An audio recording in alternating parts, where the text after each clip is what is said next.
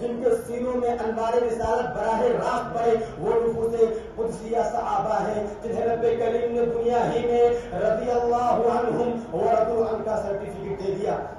انہی نفوس قدسیہ کے چند حقوق بیان کرنے کی جسارت کر رہا ہوں، جن میں سب سے پہلا حق ان سے محبت کرنا ہے۔ میرے بھائیوں، صحابہ کرام سے محبت کرنا ہم پر اس لیے واجب ہے کیونکہ ان سے محبت کرنے کا سرچشمہ محبت رسول ہے۔ محبت رسول کا تقاضا یہ ہے کہ اصحاب رسول صلی اللہ علیہ وسلم سے محبت کیا جائے۔ عرش والے نے کہا رضی اللہ عنہم ورضوا عنہ، بھلا بتاؤ اللہ نے جن سے اپنی رضامندی کا اعلان کر دیا ہو ان سے نفرت کرنے والا، ان سے بغض رکھنے والا کیا مسلمان ہو سکتا ہے؟ ہرگز نہیں۔ لہذا صحابہ کرام سے محبت کیا جائے۔ دوسرا صحابہ کرام کے لیے دعا اور استغفار کرنا ہے۔ اصحاب کرام کو رب کریم نے نبی کی صحبت اور دین کی دعوت کے لیے چن لیا تھا اور انہوں نے اس دین کی پاسداری میں اپنا سب کچھ قربان کر دیا۔ اسی لیے رب العالمین نے رہتی دنیا تک کے تمام مسلمانوں کے لیے یہ اصول بنا دیا کہ وہ ان کے لیے دعا اور استغفار کرتے رہے۔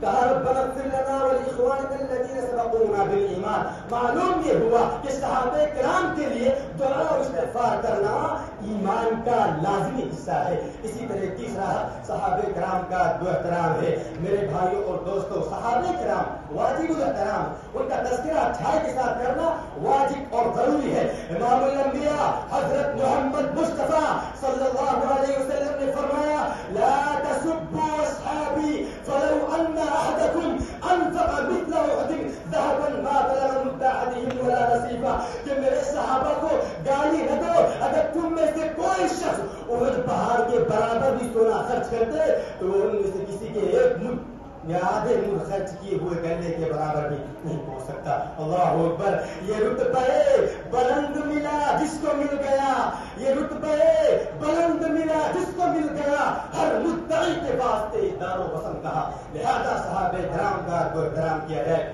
چوتھا مشاجرات صحابہ میں سکوت اختیار کرنا۔ سکوت اختیار کرنا۔ پیارے نبی محمد رسول اللہ صلی اللہ علیہ وسلم نے فرمایا اذا ذکر اصحابی فامسکوا، جب میرے صحابہ کا تذکرہ کیا جائے تو تم منفی تفسیروں سے بات کرو۔ اسی طرح پانچواں صحابہ کرام کا دفاع کرنا ہے۔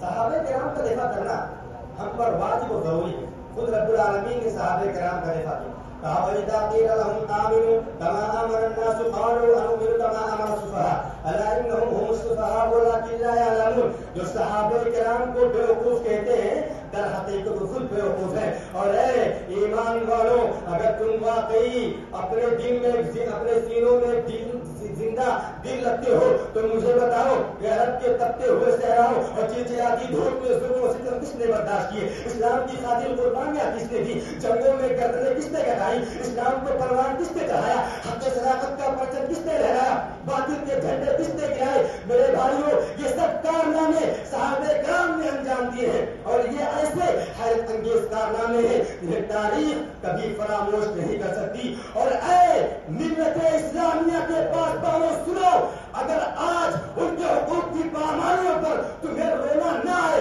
تمہاری آنکھیں اشبار نہ ہو، تو اللہ کی قسم اپنے ایمان کا جائزہ لو اور دیکھو تمہارا ایمان کس میں آتا ہے۔ اپنے ایمان کا محاسبہ کرو۔ بھائیوں، گفتگو کا لبا خلاصہ یہی ہے کہ صحابہ کرام کے حقوق کو سمجھا ہے۔ اللہ سے دعا ہے کہ اللہ تعالیٰ ہمیں صحابہ کرام کے حقوق کو سمجھنے اور انہیں بجا لانے کی توفیق دے۔ آمین۔ وآخر دعوانا الحمدللہ رب العالمین۔ والسلام علیکم۔